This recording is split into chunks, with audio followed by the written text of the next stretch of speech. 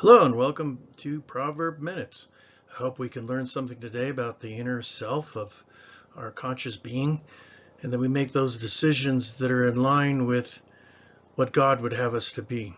So let's start here in John 3:6. He who believes in the Son has everlasting life, and he who does not believe in the Son shall not see life, but the wrath of God abides on him. So what we have here again is that word in, over 9,300 ins in the Bible. And they're asking us, or it is calling us to be into something that's spectacular. It's God himself and the light of his life. And this is the promise of eternal life. And if we want this everlasting life, well, we have to believe. And if we don't believe, we will not see that life. And isn't that tragic for all those that are turned away on the day of judgment when God says, "Welcome home, good servants.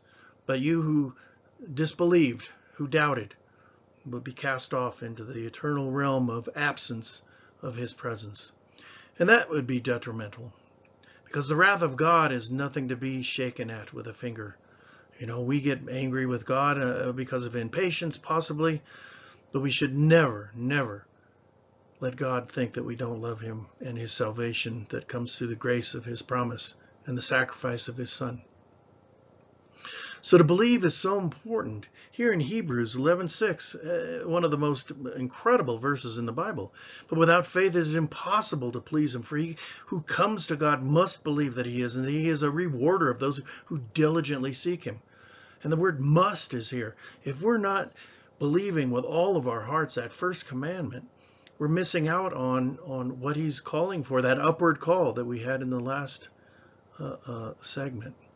But to diligently seek him, and that faith that we believe, it comes to God, and we're there before the throne, that's when he rewards us. And how does he reward us? He rewards us because we were created in his own image. And then God himself at peace, and love is God. He has these things in his nature. Then we naturally adhere to those things. We have the joy of living. And isn't that the sweetness of life that every rational being would pursue in the conscious level? And so we come to the image of God and how we must obey. Here in John 12:48, he who rejects me and does not receive my words has that which judges him. The word that I have spoken will judge him on the last day. For I have not spoken on my own authority, but the Father who sent me gave a command that what I should say and what I should speak. And I know that this is his command, that it is everlasting life. Therefore, whatever I speak, just as the Father has told me, so I speak. And what we have here is his words will judge us then, won't it? The book, the Mark 16:16, he who is baptized shall find that salvation, but he who does not believe. How incredible it is if we don't believe that absence of God, unspeakable torture. But here, the everlasting life, where does this come from? It comes from the Father himself. It is his command that we endure the everlasting life, even though it's grinding down here in the flesh, and we go through grief constantly. We must endure the ride, for the promise is ahead. And after all, the heart, that's where he looks for. No man is an island. We must come to God, as he is the treasure house of the universe. And really, it is in his image, isn't it? The me in us. Who is the me in us? Well, it involves carrying the word in our hearts, doesn't it? John 14:23. And Jesus answered and said to him, "If anyone loves me, he will keep my word, and my Father will love him, and we will come to him and make our home with him." Don't you want a home with God? That sanctuary of joy and peace and love?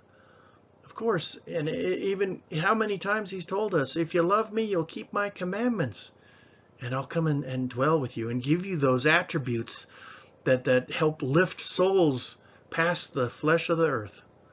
Isn't this what we want? But there is that condition again. We must keep his word. And part of that is coming to Christ. And if we don't come to him, how can we possibly be in him? Totally, absolutely. And this is what we look for. And it's the Word. And the Word is all about what Jesus said to us. Come back to me, return to me, and I will come to you. If we truly carry the Word in our hearts and it becomes part of our lives, we act on it, because inaction has no salvation. We must come to God in the words of his truth, the waters of baptism. And if you've enjoyed Proverb Minutes here, I hope it helps explain things in little minute bites. If it helps, please subscribe. And more importantly, go out and help someone today. Be part of the solution. In such a troubled world where hate is more prevalent, let us show some love, and that will take care of some of that piece of horror that confronts the most of us. See ya.